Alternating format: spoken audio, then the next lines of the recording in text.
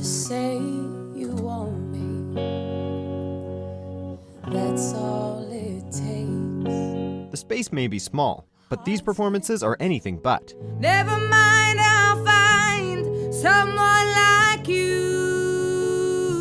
Welcome to WatchMojo.com, and today we'll be counting down our picks for the top 10 NPR Tiny Desk Concerts. Before we begin, we publish new videos every day, so be sure to subscribe for more great content.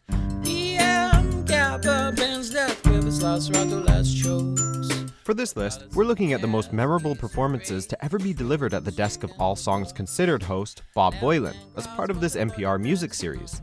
We'll be ranking our picks based not only on the quality of the performance itself, but also the surprising ways in which the artists in question adapted their music to the setting. As I say, baby, don't you cry.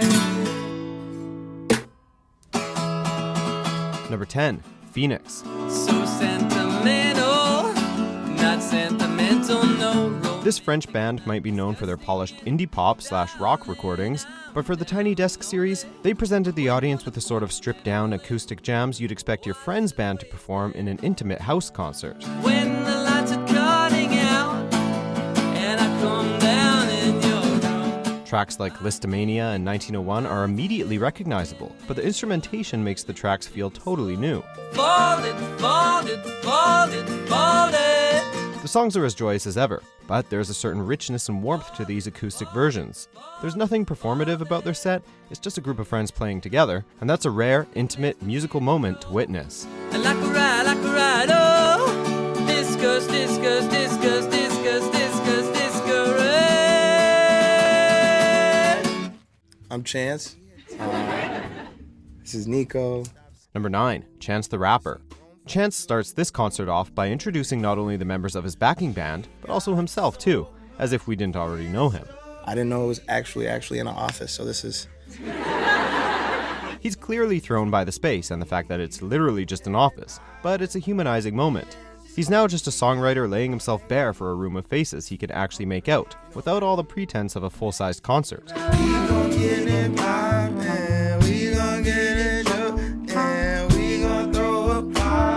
Unsurprisingly, given that he's one of the most unique rappers of his generation, he delivers a heartfelt performance, going so far as to recite a poem he had just written that very day. Humble and astounding. And so I decided to write a poem, and I figured I'd recite it to you guys. It's a poem I just wrote. Number 8, AltJ. House around, so you lean on. So much yours, we come hold on. With AltJ, the general rule is, expect the unexpected.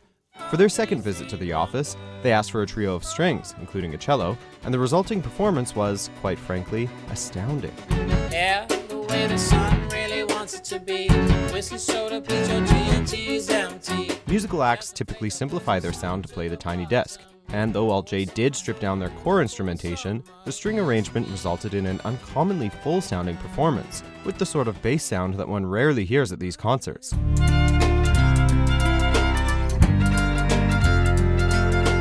Of course, it goes without saying, the songs they performed, both new and old, were a treat to see and hear performed.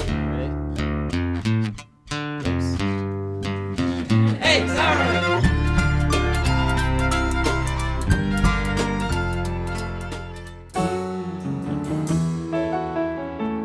Number 7, Drem. I ain't talking to you broke bitches, I got money now. If you're ever feeling sad, just throw on a Drem track and you'll find yourself grinning in a matter of seconds. The upbeat rapper and singer has an infectiously positive sound, and when he visited NPR, he filled the space up with his good vibes. Oh yes I do, I think you're cute. Playing standout tracks like Cash Machine, Cute, and of course, Broccoli, Drem effortlessly reminded us why he's become such a success. I was 26 years old when we had dropped this one amazing record. Had the world stepping, that's what I call epic. He writes music from the heart, is unafraid of blending styles, and knows how to own the spotlight, be it on stage or behind a stage. In this setting, he's mesmerizing.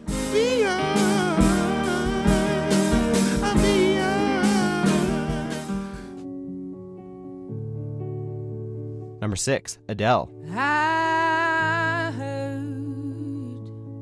that your settle down. This international sensation has the sort of voice you can't ignore. She could command attention whether she was performing at the Royal Albert Hall or busking on a street corner. Never mind, I'll find someone like you. All that is to say, when it comes to Adele, the expectations are always high, which makes it even more impressive that she still somehow managed to blow everyone away when she visited to give a Tiny Desk concert. Should I just keep on chasing pavement? She's charming, she's personable, but most importantly, she reminds everyone beyond the shadow of a doubt that her vocals don't need any help from a sound studio. She can drop jaws even in the most mundane of settings. Could have had it all, rolling in the deep.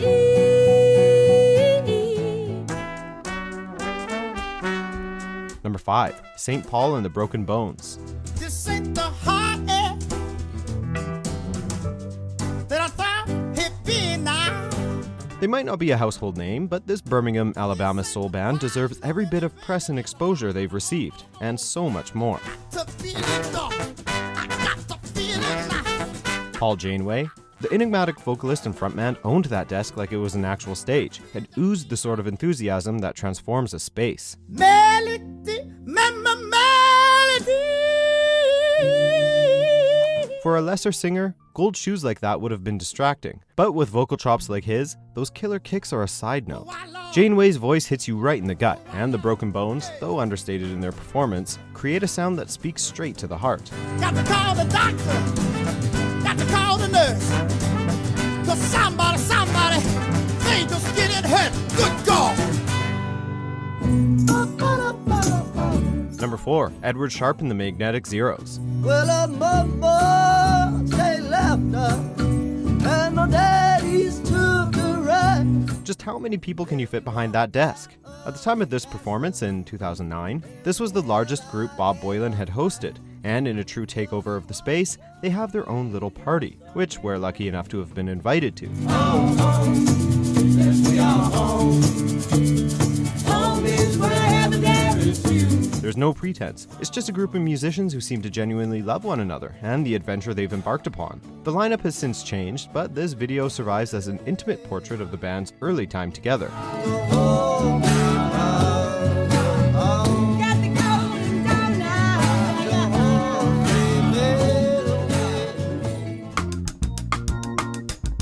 Number 3, Anderson .Paak and the Free Nationals. Well, that's exactly what came from. This genre-blurring artist made a big splash with his second LP, Malibu. Visiting NPR to support the album, and with the company of his band, the Free Nationals, Paak proved beyond a shadow of a doubt that the hype was well-deserved. Ain't nobody holding you back. Delivering his distinctly soulful, raspy vocals from behind the drum set for the entire set. A bit more time, why would you run these thoughts across my mind? He and his fellow musicians groove like they're rehearsing in their own practice space, unself-conscious and undeniably feeling it. It's low-key, intimate, personable, and just a downright pleasure to watch. It's a performance that says this act is a powerhouse, and they're not going away anytime soon. She with it, got a whole lot of women, all of them with it. Yes, Lord, oh Lord. Number 2, Blue Man Group. In this admittedly more elaborate Tiny Desk concert, the Blue Man Group literally took over the NPR space. In the teaser video, they were first shown hilariously pilfering whatever their blue hearts desired from the larger NPR office, before setting up to do what they do best, making odd music with custom instruments.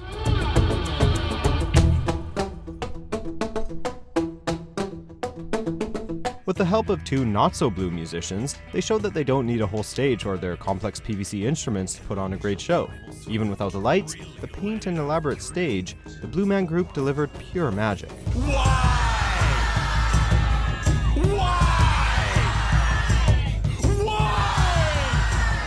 Why me? Before we unveil our top pick, here are a few honorable mentions. Baby, go ahead and do your thing. 'Cause I just wanna ride with you, yeah. Forget that I'm the person tearing you apart.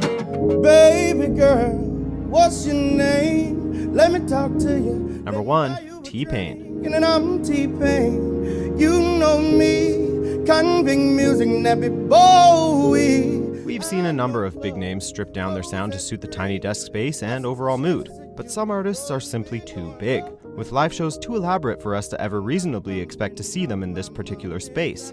TPain is one of them. I can do this all day like it ain't nothing. But that's what made this performance so special. NPR truly brought us something we likely would have never witnessed otherwise. And everybody looking at me like I'ma stop ya, but I done found me a drinking partner. If you ever made the mistake of thinking that TPain is all auto-tune, Ooh, I can't believe it. this performance likely left you speechless. This isn't TPain the entertainer putting on another spectacle. This is Fahim Rashad Nam, bearing his soul, and it's beautiful. When all these other girls in here ignored me, I can't wait until I walk inside this club and I'll say, oh. Do you agree with our picks? Check out these other great clips from WatchMojo and subscribe for new videos every day.